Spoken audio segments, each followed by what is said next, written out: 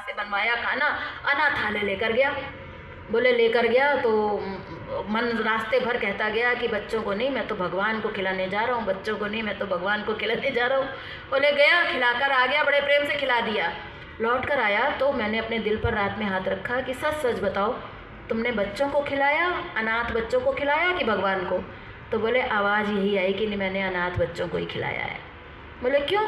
बोले कि जब बच्चों को खिला रहे थे ना तो हमको समझ में आया कि हम तो अपने घर में बासमती चावल खाते हैं और यहाँ अनाथालय में तो हम घटिया वाला चावल लेकर आए थे, तो बोले कि सुधार करना पड़ेगा। बोले फिर हमने इसको सुधार कर लिया। अगली बार जब हम गए तो हम बासमती लेकर गए, पनीर की सब्ज़ी लेकर गए, जो हम घर में बढ़िया खाते थे हम वो लेकर गए। बोले फिर वहाँ देकर आए, बड़ा मन प्रसन्न हुआ, लौट कर आए। रात को फिर हाथ रखा दिल पर, पूछा सच सच बताओ, बच्चों को खिला कर आए कि अंधों को? तो बोले आवाज़ आई कि अंधों को। बोले अब कहाँ गड़बड़ हो गई?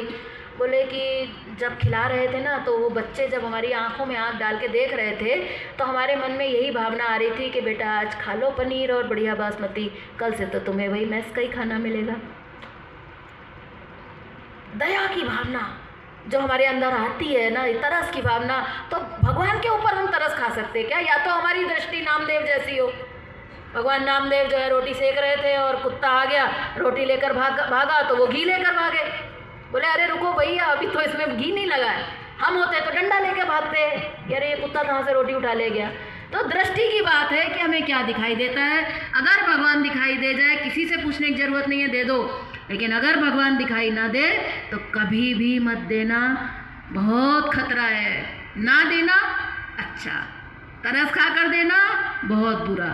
इसलिए क्या करना, हमारे भागवत में एक कथा आती है जहाँ पर कहते हैं कि एक बहुत बड़े ऋषि थे। 5 मिनट का समय है, 5 मिनट में मैं अपनी वाणी को विराम दूंगी।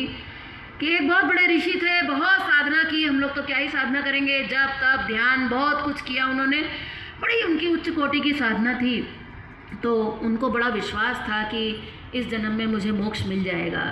भाई मोक्ष के लिए करते हैं सब साधना, तो मोक्ष मिल जाएगा, ऐसा उनको पूरा विश्वास था। लेकिन जानते हैं जब वो मरे, मरने के बाद उन्हें मोक्ष नहीं मिला, मनुष्य का जन्म भी नहीं मिला, बल्कि एक पशु योनि में चले गए और जाकर हिरण बन गए।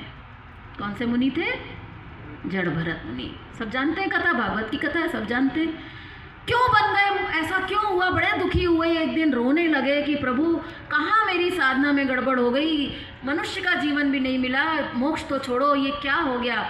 तब जो एक दिन आँख बंद करके बैठे तो पूर्व जन्म की उनको याद आई। भगवान ने दिखाया उनको और दिखाया कि बुढ़ापे में उन्होंने एक हिरण पाला था और वो उस हिरण की सेवा किया करते थे। और जब उसकी वो सेवा करते थे तो उनके मन में एक ही भाव आता था कि मैं मर जाऊंगा तो बेचारे इस हिरण का क्या। आज हम भी यही सोचते हैं कि हम मर जाएंगे तो बेचारे हमारे बच्चों का क्या होगा। हमें कोई बड़ी बीमारी हो जाती है तो हम भगवान से ये कहते हैं ना कि बस भगवान 4 साल का और टाइम दे दो, बस तब तक बच्चा सेटल हो जाएगा, फिर कोई बात नहीं, यही कहते हैं ना। हमें ऐसा लगता है कि ये 4 साल तो हम ही हैं करने वाले, और कौन करेगा, भगवान तो मरा हुआ है, हम ही करेंगे जो कुछ करेंगे।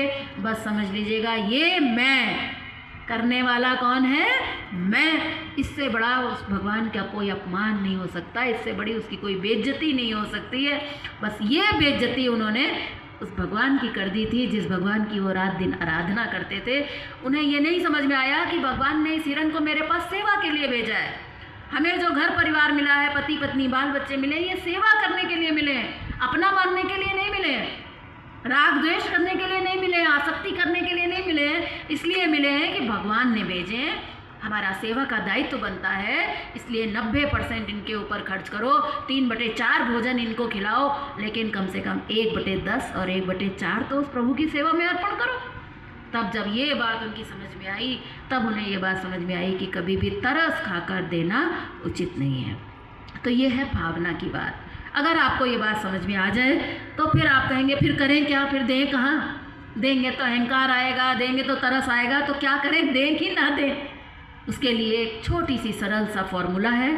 पहला फॉर्मूला ये है कि देने में, निकालने में जल्दी करो, देने में नहीं। बात समझ में आई?